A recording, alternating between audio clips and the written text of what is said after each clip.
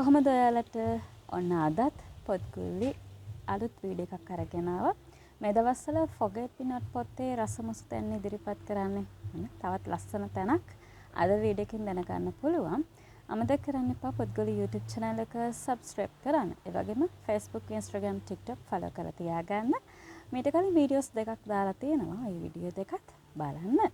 අද බලමු වීඩියෝ එකෙන් මොන වගේ රස තැනක්ද අපිට විඳින්න ලැබෙන්නේ කියලා.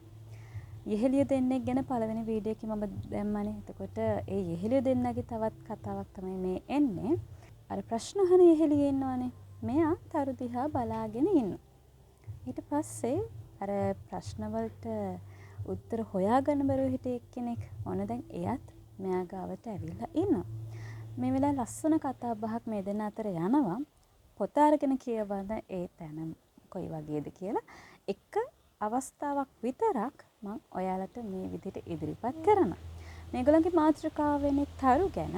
ඉතින් කතා බහ ටිකක් යනකොට මෙන්න මේ වගේ ප්‍රකාශයක් අර ප්‍රශ්න අහන කෙනා කරනවා. ඒ තමයි තරු අපි ගැන දන්නවා. ඒගොල්ලන්ට හරිම දුකයි අපි අතරමං වුණොත් කියලා.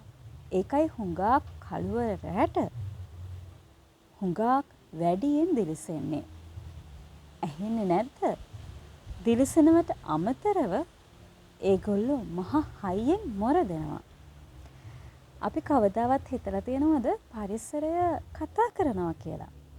හැබැයි හොඳට විමසලිමත්ම අහගෙන හිටියොත් ඇත්තටම පරිසරය කතා කරනවා අපිට අහන්න පුළුවන්. පුළුවන් නම් උදේ පාන්දර ඒ වගේම දවස අවසානයේ රාත්‍රියේදී පරිසරයේ විඳින්න අවස්ථාවක් හදාගන්න. වෙලාවක් වෙන් කරගන්න. ඒකට හේතුව උදේ පාන්දරටයි රාත්‍රියයි පරිසරය කතා කරන අපිට අහන්න පුළුවන්. පරිසරය හරිම වෙනස් විදිහට නැවුම් විදිහට අපිට විඳින්න ඒ වෙලාවට පුළුවන්. එහෙනම් උත්සාහ කරලා බලන්න මේ මෙයා කියනවා වගේ පරිසරය කතා කරන රහස් අල්ලගන්න. එහෙනම් එකතු වෙලා ඉන්න. පරිසරය විඳින්න. මේ පොත්ගුල්ලි